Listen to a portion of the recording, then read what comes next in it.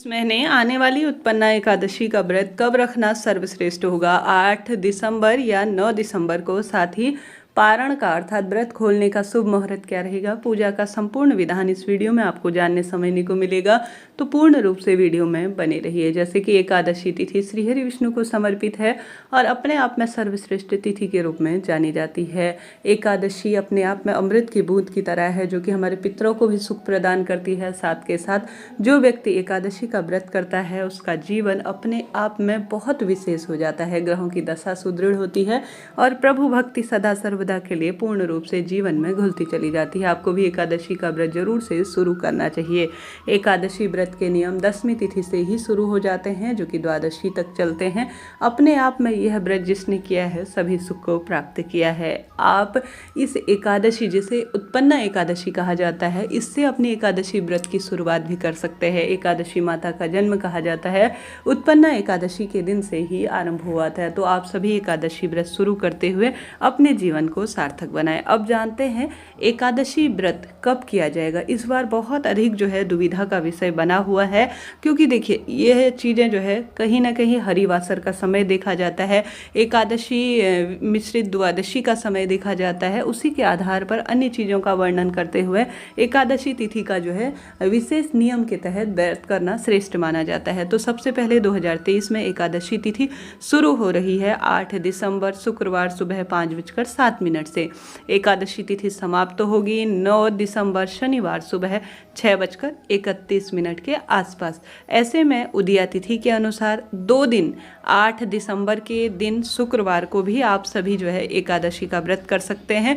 9 दिसंबर 2023 को शनिवार को भी एकादशी का व्रत कर सकते हैं। दोनों दिन में से किसी एक दिन को चुनकर आप एकादशी का व्रत कर सकते हैं, कोई दिक्कत की बात नहीं है। हालांकि उदया तिथि के अनुसार जो गृहस्थ जन है उनके लिए 8 दिसंबर जो एकादशी का दिन है उस दिन ज़्यादा शुभ रहेगा व्रत करना। तो संभव हो तो आप सभी 8 दिसंबर को ही एकादशी का व्रत करें, शुक्रवार का इस दिन व्रत होगा।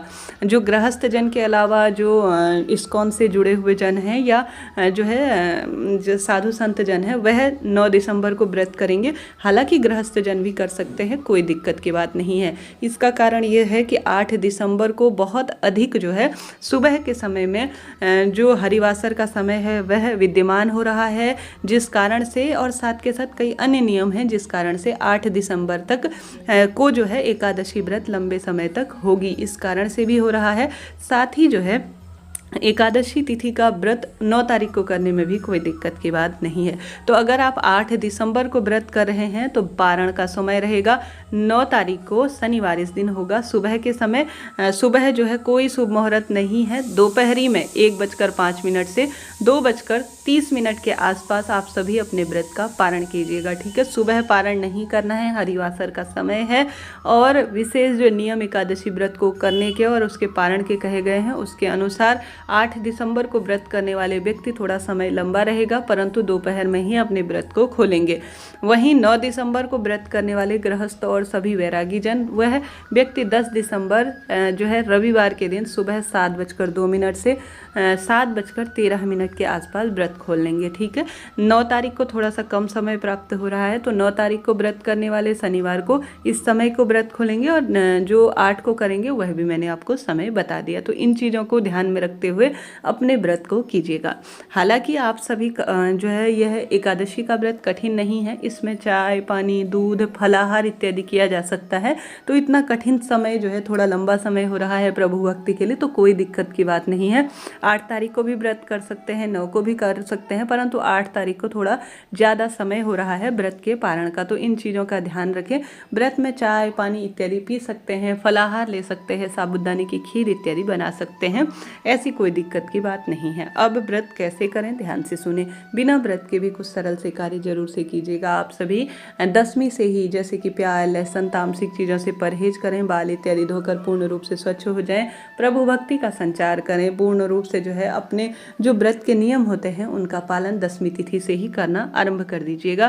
साथ के साथ एकादशी तिथि में ब्रह्म मुहूर्त में उठे और साथ ही जो पीले या लाल रंग के कपड़े हैं उनका चयन करें, गंगा जल में से जल से स्नान करें, श्री हरि विष्णु को विराजमान कर आप सभी इस महीने विशेष तौर पर माता एकादशी के साथ साथ श्री हरि विष्णु की प्रतिमा, फोटो या जो है आप सभी श्री कृष्ण स्वरूप को विराजमान करें। तुलसी दल मिश्रित दूध शंख में भरकर ओम नमो भगवते वासुदेवाय कहकर श्री हरि विष्णु को स्नान कराएं। पूर्ण रूप से चंदन इत्यादि से उनका लेपन करें, उनको श्रृंगारित करें, अखंड दीप लगाएं, एकादशी व्रत की कथा सुने, उत्पन्ना एकादशी व्रत की कथा सुने, माँ तुलसी की विशेष सेवा अर्चना करें, पीपल वृक्ष की पूजा करें, महादेव की पूजा अर्चना करने का प्रयत्न करें। एकादशी व्रत में तुलसी माँ में जल नहीं चढ़ाया जाता, न ही जो है तुलसी माँ की पत्तियाँ तोड़ी जाती हैं। एक दिन पहले ही तुलसी माँ की पत्ती तोड़कर रख ले ताकि श्रीहरि विष्णु के भोग में आप आवश्यक रूप से इन्हें समर्पित कर सकें।